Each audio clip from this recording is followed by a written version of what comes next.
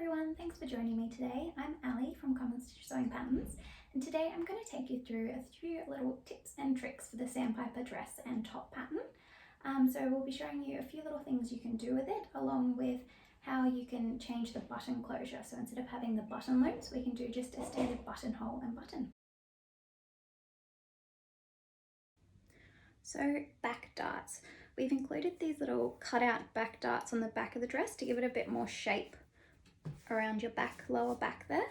So when we're cutting out the pattern piece, so this is the back pattern piece, which has got the 2 darts, and then you've also got it the same as the front left and the front right have also got 1 dart in them. So you cut out the dart. So it's a little bit different to it, like a standard dart. So we're going to cut this out, cut it out of your pattern, make sure you cut it out of your fabric, and I will show you what it looks like on the inside once we finish that off. So this is the inside of the dress showing the darts. So what we've done when we've cut out the fabric for this lower dart, we've then, once we've stitched in our 1 centimeter seam allowance and tapered it in at the end, we've then overlocked it so the ends are nice and finished, they're not going to fray. This is because there will be like a bulk amount of fabric here and we want to get rid of a lot of it. That's why we've cut it out so it's not going to sit at the back when you're wearing it. So it's the same with the front ones as well. They've been cut out, stitched, and then overlocked. So this is just for the skirt, so the lower half of the dress. The back bodice, the darts are just a standard dart, no need to cut it out. You're just going to stitch it as usual. This is all described in the instructions, but just in case you're wondering why we cut out the darts on the skirt panel, it's just to reduce the amount of fabric sitting around that lower half of your body. So when we attach our button loops onto the bodice, an easy way to keep them in place when we're stitching them down so they don't all move around is with washi tape. So cute little craft tape a lot of people have in their cupboards at home. So what we do is we stick down the button loops. I'm just using standard elastic for this as I've run out of tube elastic, but if you fold them in half and then stick them down, you can run it through your sewing machine like that. So stitch all the way over the top, do a little back and forth over the buttons, the loops to make sure that they're going to stay, and then you can easily rip off the tape afterwards. So it keeps it in place. You don't have to worry about pinning it down. We've tried a few different ways and this is the best way we found. You can also pop a pin in either side just to even secure that even more to make sure that it doesn't roll around. I've also tried it with a standard Scotch tape. Doesn't work as well, but it's pretty good if you don't have any washi tape. It's a bit of a substitute. Had to use the tweezers a little bit to get it off when I was pulling it off at the end, but still works well, better than standard sellotape.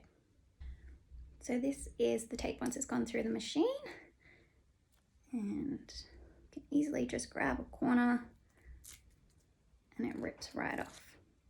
So sometimes it kind of rips into either side of the stitches, but as you can see, it's nice and clean and your elastic is still attached. So the dress has been designed to have puff sleeves. We've done this by gathering the sleeve head before attaching it onto the bodice, so it gives it a bit of volume and a bit of puff. What you can do if you want a larger, more volume to your puff sleeve is to add some interfacing onto the sleeve head before you sew the gathering. So you can use just a small strip of iron-on interfacing and you attach that to your sleeve head, and then you continue the steps where you gather and then attach it on. So what it will do, this one doesn't have it on, but what it would do to that sleeve head would just give it a bit more stiffness to the fabric, especially if you're using like a mid-weight linen or something. Just give it a little bit more structure and then you'll have a bit more of a voluptuous, more volume to your puff sleeve. With your interfacing, it's always great to test it on a piece of scrap fabric if you can, especially if you're using something really lightweight because you don't want it to see through. So yeah, just give it a test before you go on some scrap paper to see if you like it. There's lots of different weights of interfacing. This is just like a standard mid-weight one that we use, but you can definitely use something a little bit heavier or a little bit lighter depending on your fabric type. So understitching the facing. Once we've attached the facing onto the bodice and the skirt, we're going to understitch it so it doesn't roll around.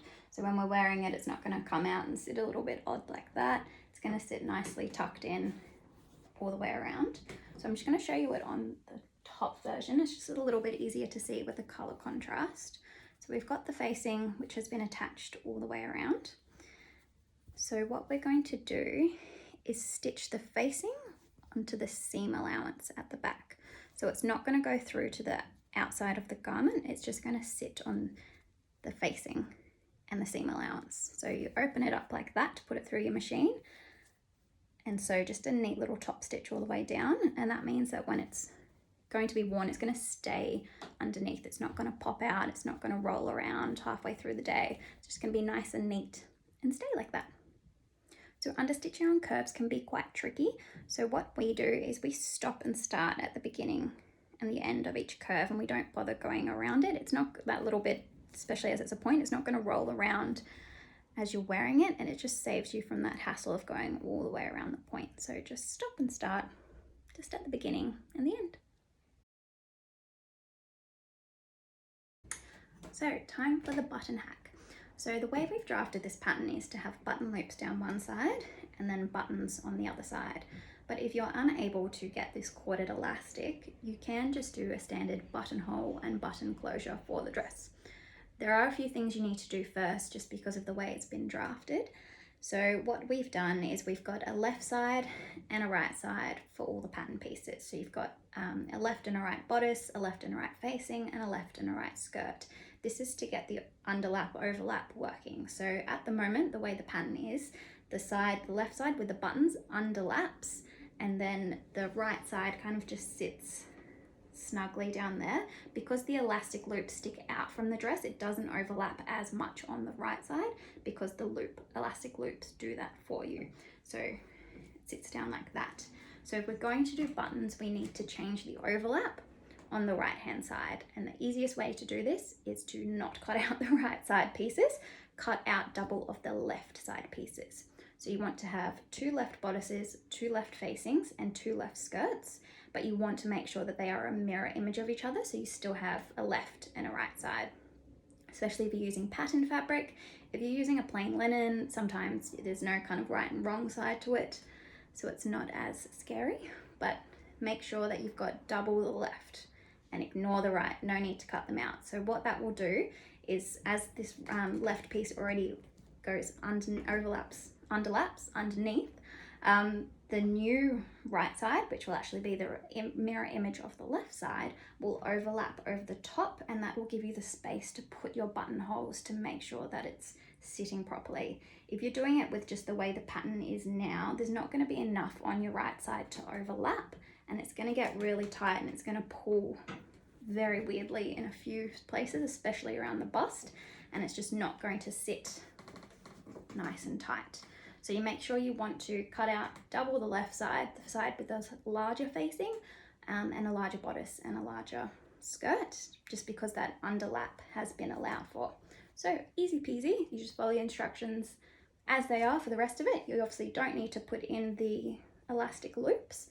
You just sew the facing down as it is on the button side, and then do your buttonholes and buttons.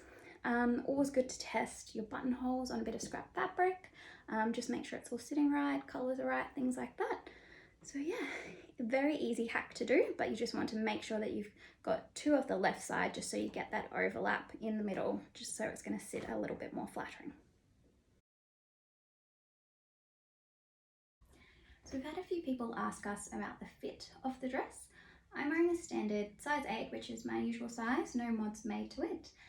Because it has got the front darts and the back darts, it shapes nicely around your body, but it does have a lot of ease to it still. So you can see here on the waist and the hips, there's still quite a fair bit of ease in it. It's a very comfortable dress. You can easily sit on the ground at a picnic, go out for dinner, go dancing. It's not going to get too tight. We've designed it so that you want to wear it all day and that it's nice and comfortable. So it's a fitting dress, but it's not tightly fitted, if that makes sense.